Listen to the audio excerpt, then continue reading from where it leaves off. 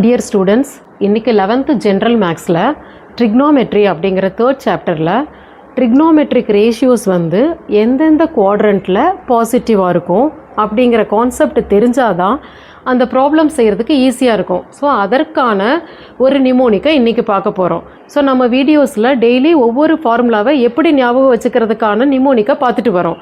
So அந்த வகையில் வந்து இன்றைக்கி ட்ரிக்னோமெட்ரிக் ரேஷியோஸ் அதுனா என்ன, sine theta, cos theta, tan theta, cosecant theta, secant theta, cot theta, இந்த ரேஷியோஸ் வந்து குவாட்ரண்ட்டில் யார் யார் எங்கே பாசிட்டிவ் அப்படிங்கிறத ஞாபகம் வச்சுக்கிறதுக்கு பார்க்க போகிறோம்.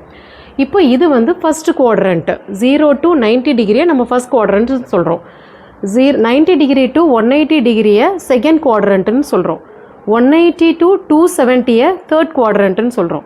270 to 360ங்கிறது ஃபோர்த்து குவாட்ரண்ட்டு. இப்போ அதுக்கான நிமோனிக் என்ன அப்படின்னா ஆல் சில்வர் டீ கப்ஸ். திரும்பவும் சொல்கிறேன், ஆல் சில்வர் டீ கப்ஸ். இதுக்கான மீனிங் என்ன அப்படின்னா ஆல் எல்லா ட்ரிக்னாமெட்ரிக் ரேஷியோஸும் இந்த குவாட்ரண்ட்டில் பாசிட்டிவாக இருப்பாங்க. ஸோ இவங்க எல்லாருமே இந்த குவாட்ரண்ட்டில் பாசிட்டிவ். அடுத்ததாக செகண்ட் குவாட்ரண்ட்டில் சில்வர் அப்படின்னா சைனும் கொசிக்கன் மட்டும்தான் இங்கே பாசிட்டிவ். மீதி எல்லா ரேஷியோஸும் இங்கே நெகட்டிவாக தான் இருப்பாங்க. இங்கே டீ, டேனும் காட் மட்டும்தான் positive. So all the other ratios வந்து இங்கே நெகட்டிவாக இருப்பாங்க.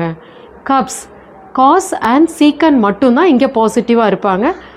எப்பவும் போல் மீதி எல்லாமே அங்கே நெகட்டிவாக இருப்பாங்க. ஸோ ப்ராப்ளம் செய்யும் பொழுது நமக்கு என்ன ஒரு தடுமாற்றம் வரும் அப்படின்னா யார் எங்கே பாசிட்டிவ், ஏன்னா நீங்கள் பாசிட்டிவ் நெகட்டிவ் மாற்றி போட்டாலும் மார்க் போயிடும். ஸோ இனிமேல் நீங்கள் மறக்க மாட்டீங்க. ரொம்ப ஈஸியான நிமோனிக் கோடு என்ன அப்படின்னா all silver tea cups. Thank you.